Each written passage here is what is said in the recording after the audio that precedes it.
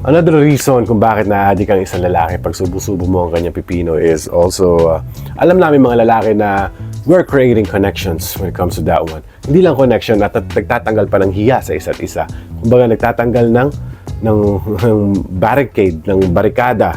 Di ba? Lalo-lalo na pagbago pala kayo sa isang relasyon, nagkakahiyaan pa maglabasan ng secret. Di ba sometimes, napansin nyo, pagkatapos nyong magbembangan sa kwarto, di ba? After nyo is, naglalabasan kayo ng mga secrets na nagugulat na lang kayo. Doon nyo na nalalaman, di ba? May tinatawag sa mga bedroom confessions nga, di ba? And yes, that's really, really true. You are creating connection. And that's how you create a connection. Ganyan kayo magbumuo ng isang connection sa mga partners niyo after sa kama. Lalo-lalo na pag subo-subo mo yung ano niya. You're making that guy really, really comfortable. And based on my experience, yeah, I'm so comfortable. Kapag ginawa na isang babae yan, natatanggal na yung barricades, nag-uumpisa na ako mag-share sa kanya. And yeah, lahat ng mga pinakatago-tago ko, nasi-share ko na as long as malalaman namin trusted lang yung babae yung pag-share namin.